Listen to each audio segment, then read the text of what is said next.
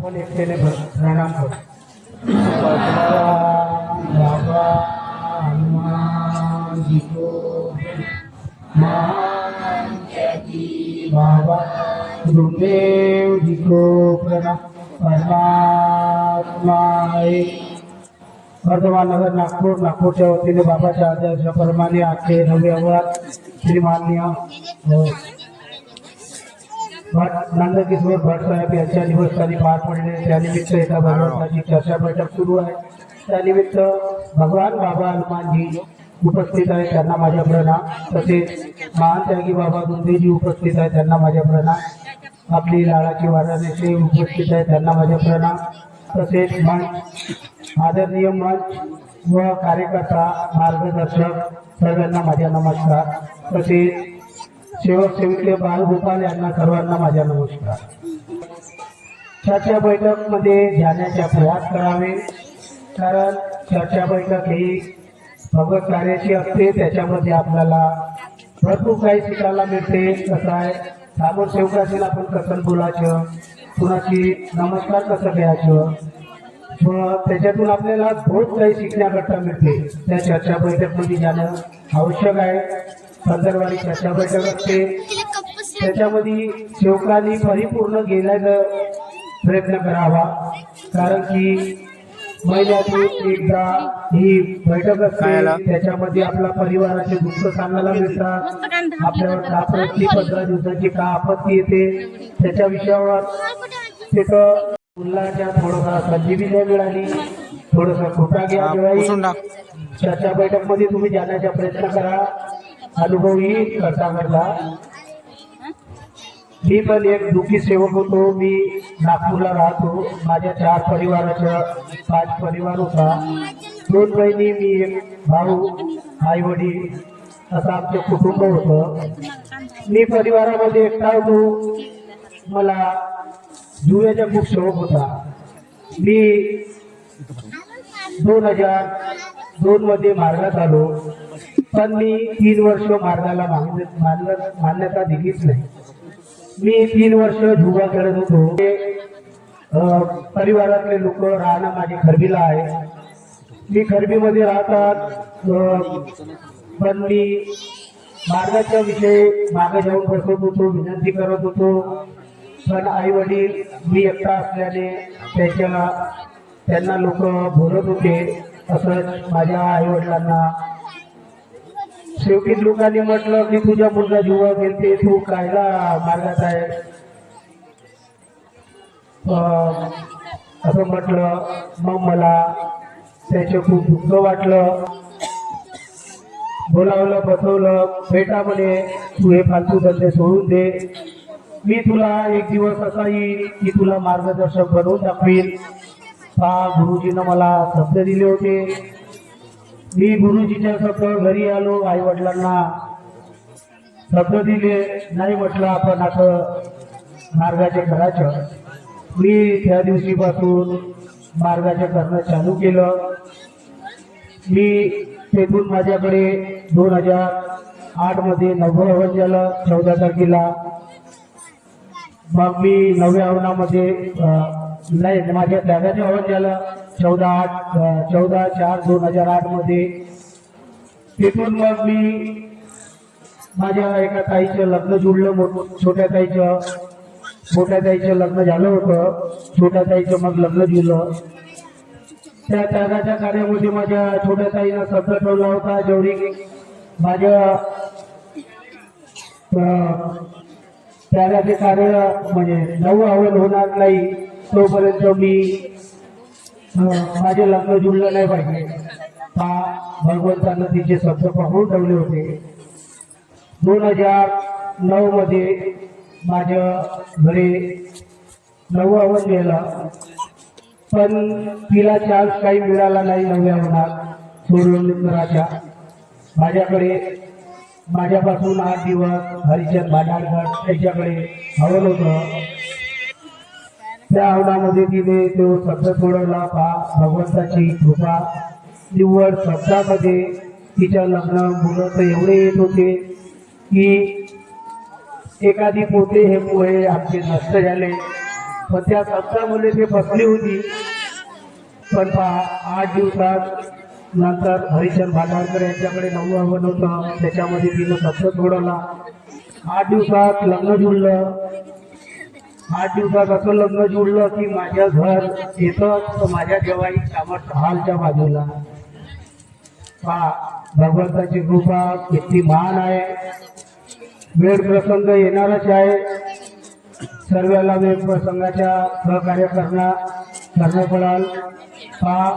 4 तत्व 3 शब्द 5 नियम याच्या मुलाच्या आधारे आपल्या सर्वांना चालायचे आहे. माझा एक प्रॅक्टिकल अनुभव आहे. आता ह्या आपला शुद्धीकरण त्या व्हायच्या पहिलेच्या मी माझ्यावर घरवालीच्या 2 मुली आहे. मला 2 मुली. आज माझी मुलगी एक 16 वर्षाची आहे, एक 12 वर्षाची आहे. शुद्धीकरण त्या चालू व्हायच्या पहिले मी माझे मामा राधास्वामी सत्संग आहे त्याच्यामध्ये जातात. मी भंडाऱ्याला आपला पंजाब येथे माझे मामा 15 दिवसा पहिले गेले होते. माझी 15 दिवस त्यांच्या घराकडे ड्युटी लागतात. मी माझा परिवार घेऊन त्यांच्या घराकडे जातो राहण्याकरता. मी माझ्या मग शुद्धीकरण त्या चालू होणार होता तर तेथून फक्त मला 3 दिवस बॅलन्स होते माझ्या घरी यायला. मी माझ्या घरवालीची तिथं थोडी तब्येत खराब झाली, पण मी तिला म्हटलं 2-3 दिवस तुला मग मी दवाखान्यात देतो. पण तिचा प्रॉब्लेम खूप वाढला होता. मग मी तिला दवाखान्यात दिलं. मी 10 वर्षाच्या 12 वर्षा पहिले मी मुलासाठी ऑपरेशन खोललं होतं. माझ्या आईवडिलांची परमिशन, मी आपल्या सासू सासऱ्याची परमिशन घेतली. मला म्हणजे सांगायचा प्रश्न असा आहे की हे सांगणं मोठं जमा आहे. माझ्या दिगुरीला मी लेआउटचं काम करत होतो. माझ्या न्यू माता लँड डेव्हलपर्स आहे त्याच्यामध्ये काम करत होतो. एका व्यक्तीचं मी प्लॉट घेतलं होतं. ते हमेशा याचे माझ्याकडे ऑफिसमध्ये अबेमध्ये एवढी प्रॉपर्टी आहे, 2 मुलीच्या आहे, तुला एक मुलगाचा ठेव. मी त्यांच्या नेहमी विरोध करत होतो. नाही बाबाजी म्हटलं नाही, आता मी ऑपरेशन केलं या विषयावर चर्चा नाही.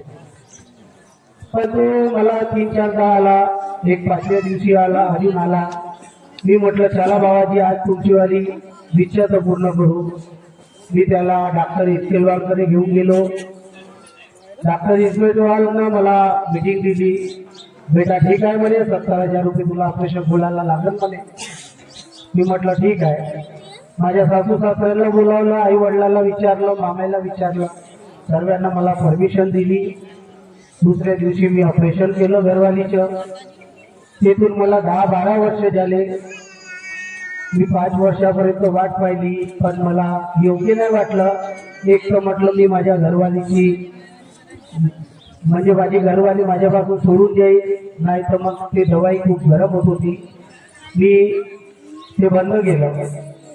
पण मी षष्टी जाऊन आलं की आपल्या भगवंतापासून नेहमी योग मागत होतो. भगवंता पुढच्या षष्टीच्या होण्यापर्यंत मला जोग चालवण्याकरता एक मुलाचा योग द्या. पण 12 वर्ष बितले. आज माझे शुद्धीकरणाचे त्याग चालू होणार होते. त्याच्या 4 दिवसा पहिले मी दवाखान्यात गेलो माझ्या घरवालीला. मी दवाखान्यात येताना चेकअप झाला. चेकअप करता करता मला योग्य नाही वाटलं. डॉक्टरने सांगितलं तुम्हाला दिवस आहे. मला मजाक वाटली त्या दिवसाची. मी मग तुरंतच तिला सोनोग्राफी करायला नेलं. सोनोग्राफी जेव्हा बघितली तेव्हा मी भगवंताच्या खूप खूप उपकार मागितले, म्हणजे खूप धन्यवाद केला भगवंताला. आता भगवंताला मला खूप चांगला योग दिला. भगवंता फक्त एवढंच आहे मला की एक जोग चालवण्याकरता योग द्या. बाकी माझ्याकडे तर भरपूर काही आहे. तुम्ही जे ना मागितलं ते काही सर्व काही दिलं मला. मी झिरोतून हिरो झालेला व्यक्ती आहो.